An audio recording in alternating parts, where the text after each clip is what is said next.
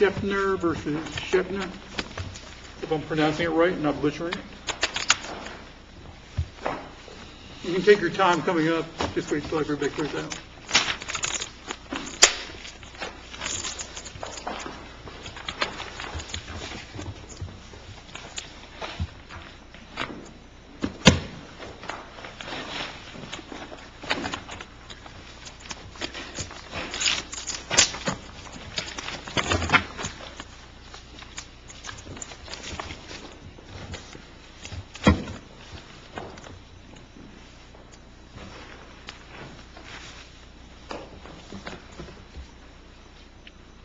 Okay, we'll hold for 1 second. Okay.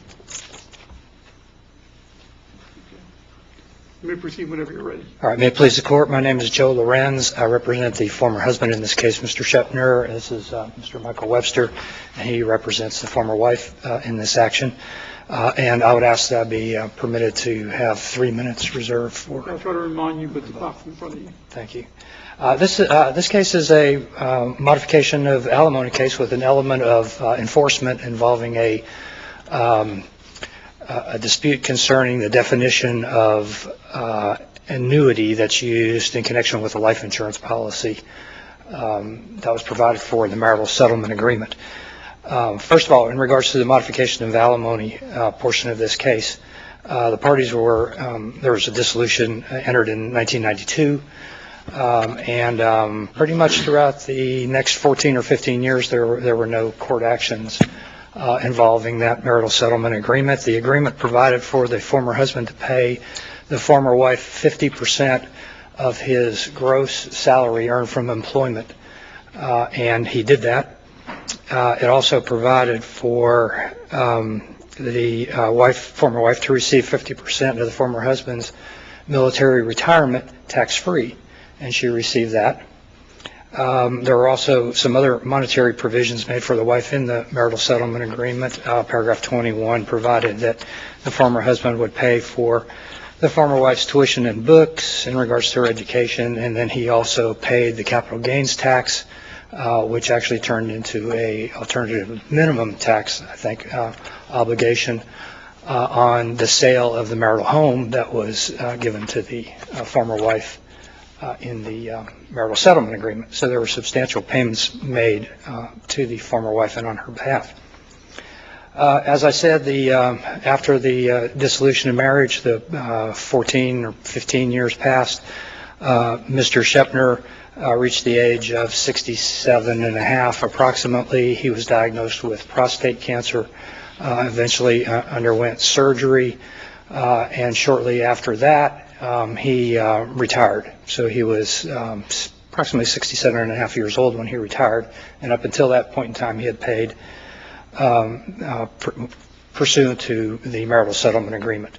I would imagine this is going to come up. There was one issue that came up in regards to a number of enforcement claims that the former wife had made in regards to what his salary was, and eventually Mr. Schoeppner was ordered to pay Mrs. Schoeppner one half of his accrued vacation pay as a result of his employment. He had been employed with I believe it was Lockheed after his retirement from the military, and he paid that. There was no appeal taken of Counsel, that. in your first point, you are arguing the 7-month delay.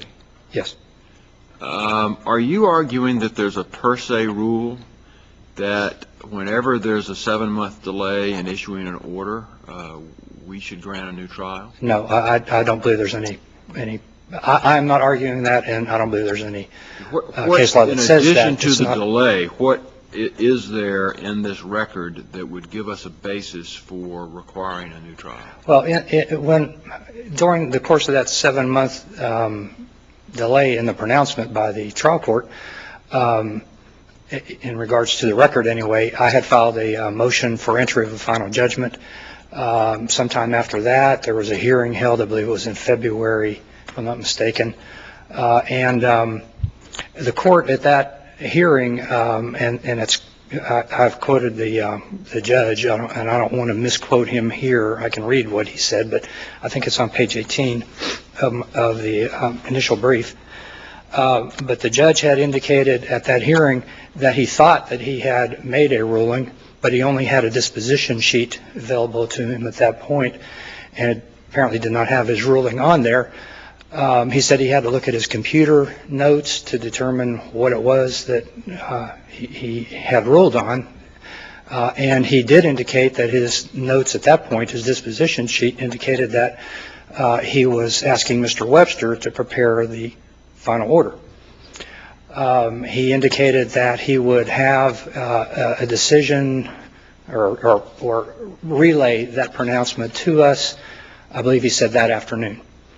Well, 2 weeks later, 2 weeks after that hearing, we were contacted by the judges.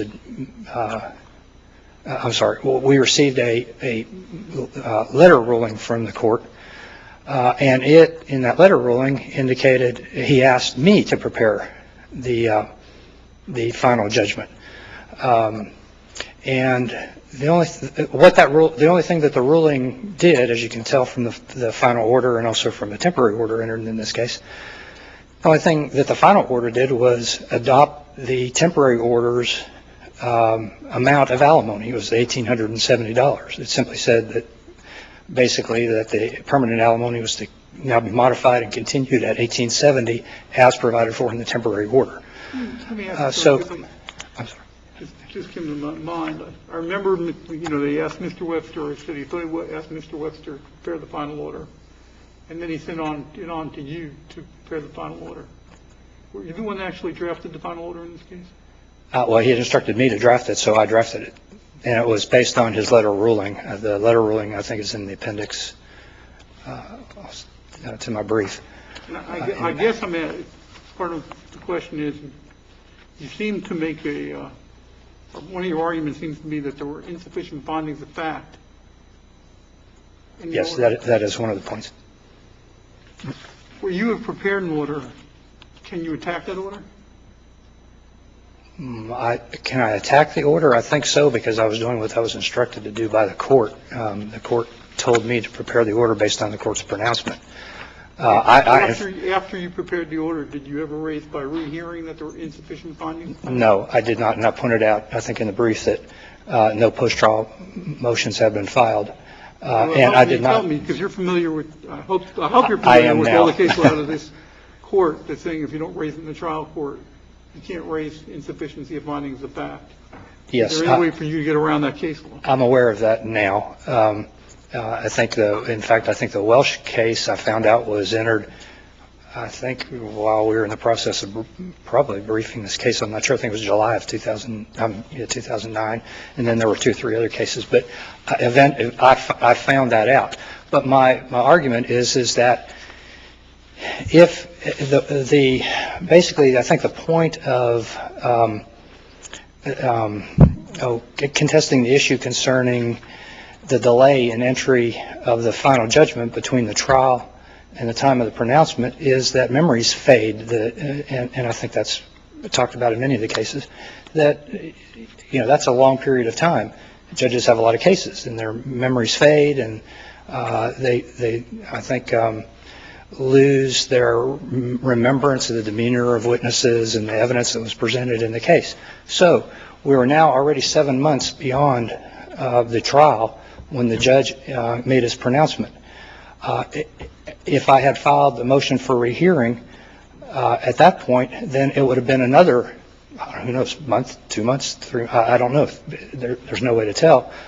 Then before that motion for rehearing had been held. So I would argue that it would really be a futile act to file a motion for rehearing if the 7-month delay is such that it would warrant the case going back for a new trial. Because if the judge didn't remember what had happened when he made the pronouncement, I don't think he's going to remember what happened 2 or 3 months later when the motion for rehearing was filed. That was really where I was headed in my first question. Is you seem to be coming back to the fact that it was 7 months, and I know my memory's not any good, so I would assume that people don't necessarily remember the details. But is there any evidence that the judge that there was any inconsistency or confusion? Because it seems to me that's what the case law requires. Yeah, and I think my argument is that particularly when he announced at the hearing on the motion for entry of the final judgment that his notes reflected that he asked Mr. Webster to prepare the order.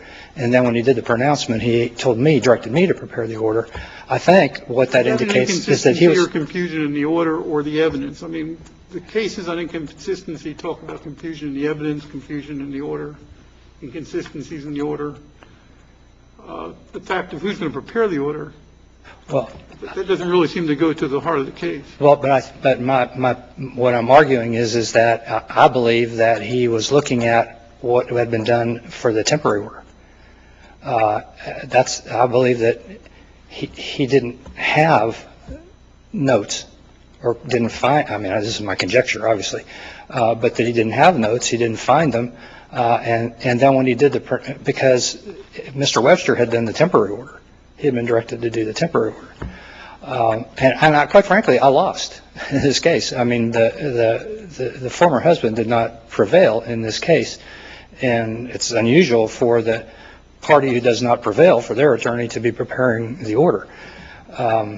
So from my standpoint, it appears that he was looking at his notes from perhaps the disposition sheet from the temporary hearing, and again, and then it took 2 weeks longer to do the pronouncement after he said it would be ready that afternoon. I just don't see anything that indicates from what he had to say that there were notes in regards to the final ruling. And that's I think where I'm asserting anyway that the confusion came in as far as the ruling of the judge. I think all he had was, well, I did this temporary order and I came up with 1870, so I'm just going to stick with that. And I don't think there was anything beyond that. Again, that's obviously, this is conjecture because I'm not in the judge's mind and I wasn't sitting there while he was doing this, but I do know that 7 months passed, and that's a long time. And the circumstances of this case, I think, indicate that that is not reasonable. And there is no bright line. I agree with that. There's no bright line rule concerning 6 months or 7 months or 10 months or 12 months. But I think the cases that I've presented indicate that this delay is unreasonable in light of these circumstances. And again, that refers then back to the motion for rehearing. I admit I did not do a motion for rehearing. I'm frankly, I think a lot of attorneys are surprised, I think, now that motions for rehearing have to be filed in regards to findings of fact, but that's what the case law says, so that's what we're stuck with. But I think that this ought to be an exception because of the 7-month delay. Well, it would also be a little unusual, since you drafted the order, to then file a motion for rehearing saying the order's inadequate because it doesn't have findings of fact. If I were the trial judge, I would say, huh? You drafted it. I don't know. I can't argue with that.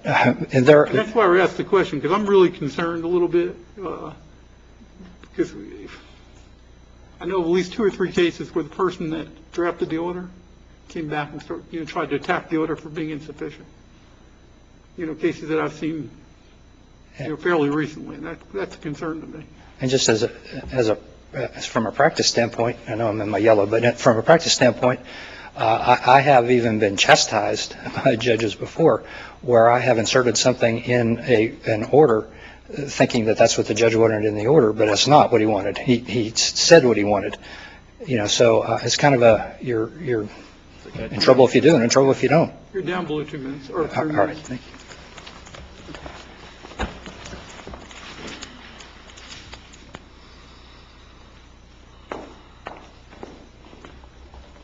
Good afternoon, and may it please the Court. My name is Mike Webster, and I represent the appellee, Kathleen Schoeppner.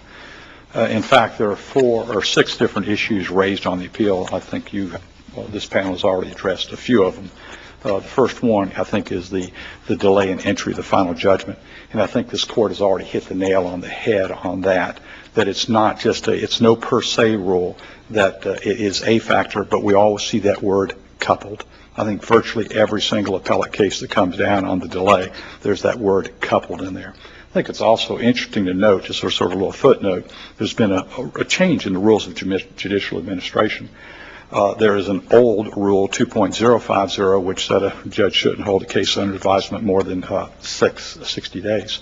That no longer exists, and now 2.250. And all we have to look at is the time that the trial court is supposed to handle a contested family law dissolution of marriage case, which it says is 180 days. And from the pits, being down there in the trenches, that doesn't happen hardly ever. This case was a year from the time that it was filed until we even got it to a final hearing. So the time rules were totally disregarded in this case, and I think it's more of the practice at the trial court level these days. So I think the issue, do we have grounds for reversal based upon the delay? Absolutely not. This is an extremely simple temporary order. Judge ruled on the spot at the hearing on November 1, 2007. Alimonies be $1,870 on the spot, fresh on his brain. At the final hearing, the final judgment, once again, extremely simple. Established the permanent amount of alimony to be paid now, cleared the retroactive. We had a gap during the pendency of the case where it wasn't paid for 11 months, and awarded attorney's fees. 3 simple issues. I do agree with Mr. Lorenz that we attorneys, when we're instructed to draft orders, at least in our circuit, we put down exactly what the judges say, and we're not given the liberty to embellish. Perhaps we should point out, well, Judge, this is an alimony case. You need some findings of fact. That was point 1 of his brief. Point 2. One thing that interested me, the affidavit or the determination of need that was filed by your client included a savings component in alimony. Yes, sir. And I'm real interested in that because I got my hand slapped by the Florida Supreme Court for saying there wasn't a savings component to alimony. I'll bet that case was Mallard versus... What basis was that? That case would be Mallard versus Mallard, if I'm not mistaken, Your Honor. Well, the second district, which relied on my case from here. Okay. Anyway, that's the one that got on up there. But the savings component is really inconsequential in this case because her needs so far exceeded what was awarded. Keep in mind, this lady was being paid nearly $7,000 per month through March of 2006. Ultimately, she received $1,870 per month. Her alimony was reduced upon the husband's retirement, former husband's retirement, by more than $4,000 per month. Even when you add the military retired pay she receives, her Social Security benefit that she receives, and you incorporate this $1,870 in alimony, it still falls short of her needs. You can pull that savings component out, and she still has demonstrated needs in excess of what was awarded. I think another thing to keep in mind when we go to the needs and ability to pay is that just because the former husband, terminated his employment, his income didn't stop. And I think that's something that we tend to sort of gloss over. Yes, he stopped receiving approximately $14,000 per month in salary, but he got something else. He got $3,000 per month in pension from Lockheed Martin. We kind of forget about that. He also started picking up Social Security benefits of approximately $2,100 per month. He had a reduction in income, but not an elimination of income. It went from roughly $14,000 to $5,000. So the second point that they raised was whether or not the trial court should have even conducted a temporary hearing on this case, and we have some defenses to that. That objection, once again, should have been raised at the temporary hearing. It wasn't. And even if it were, the court shouldn't have had a temporary hearing on the alimony issue. It's harmless error because alimony can be made retroactive.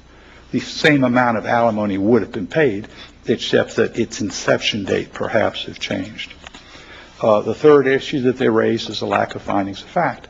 And I concur with, obviously, this court's own rulings that if you don't raise that at the trial court level, then you can't raise it at the appellate level. But even more and important on top of that to the findings of fact, this is one case. It's one case that's been ongoing since 1991 when the marital settlement agreement was filed, 1992 when the final judgment was entered, and it has all the 6108 findings of fact. You have them in there. Duration of the marriage, 26 years. Economic standards of living, the contributions of the parties, all of the factors are, in fact, already there. And if we look closely at the parties' own marital settlement agreement, when we talk about the alimony provision, it specifically states that if it is ever determined that the alimony isn't sufficient, the wife can come back for an adjustment. It says nowhere in there that she has to prove a change of circumstances or that there has to be subsequent or more findings of fact. So the findings of fact issue is their point 3, and that's not required. Point 4 is that they raise that there's been no pleading or proof of a substantial change of circumstances. Once again, we go back to the party's own marital settlement agreement. As to the requirement of a substantial change of circumstances, it specifically states the wife will not have to show that there's been any substantial change of circumstances. It's there in black and white. So that's out. Point 5 that they raise is that the trial court somehow failed to impute income to the wife. Yes, the former husband, was a few years older than the wife. He was, I think, 67 years old when he terminated his employment with Lockheed Martin. I think former wife was 62 by the time the matter got to court.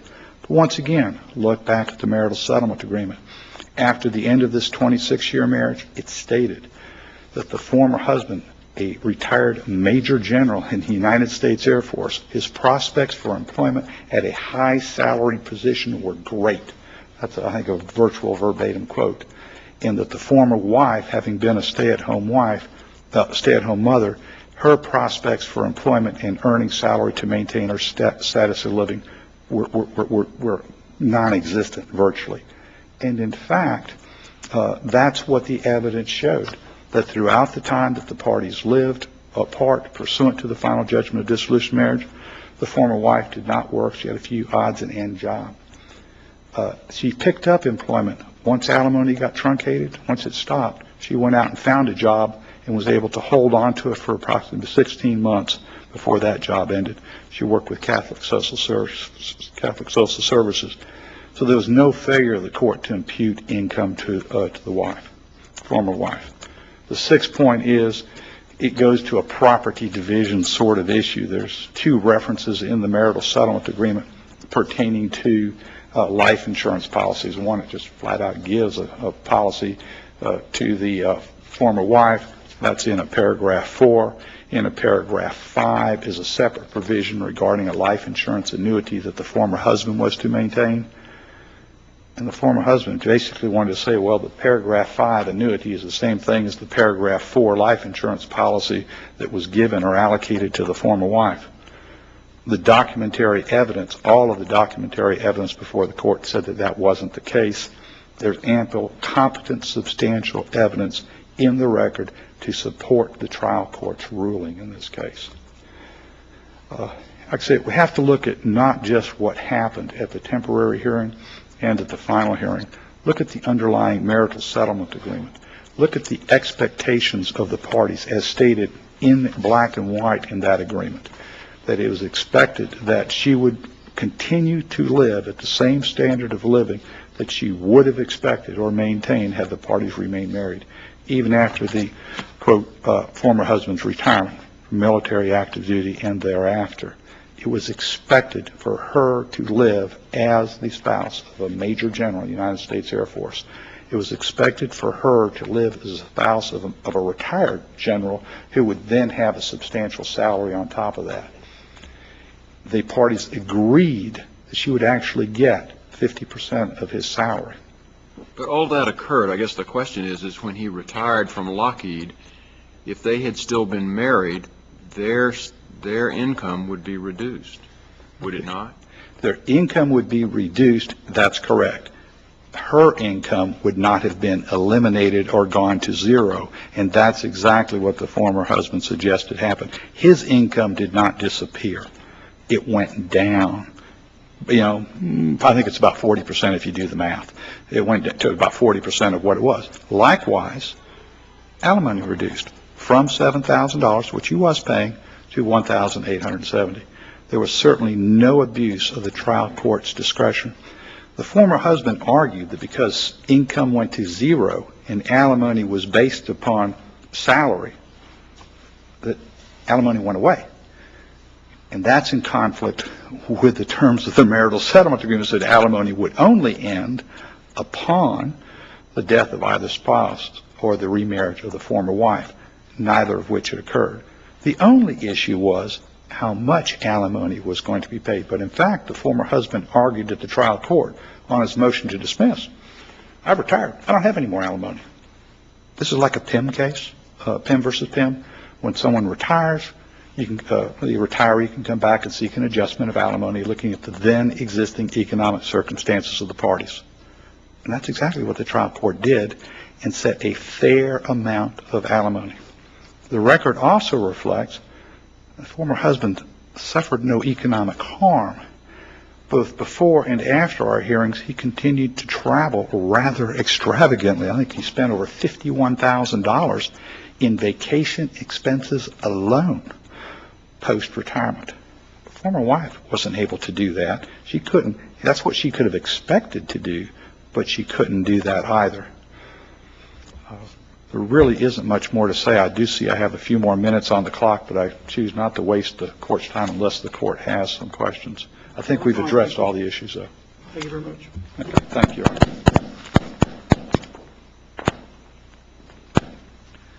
In regards to the former wife's financial affidavit, you mentioned the savings component, but also there's an addition error in that financial affidavit of some $2,200. She Even taking that $2,200 out and the savings alimony, because I did that. She still had a deficiency in the amount she needed, did she not? No. In fact, the addition error, first of all, she in her financial affidavit that's attached to her appendix, it says there was $11,000 and some dollars of expenses. At trial, her position was that she needed the $1,870 and based on that $11,000 some dollars of expenses. But if you add up, if you redo the addition, even if you took out the two items we're talking about, you still had demonstrated needs of $7,000, and she did not have an income of $7,000 a month, did she? She also had she had the savings component. She also had $2,200. The $2,200 seemed to be a common number in this, but she also had a $2,200 a month expense number in there for her attorney's fees for this case, which is not a proper deduction on a financial affidavit. Attorney's fees are determined after the case is over.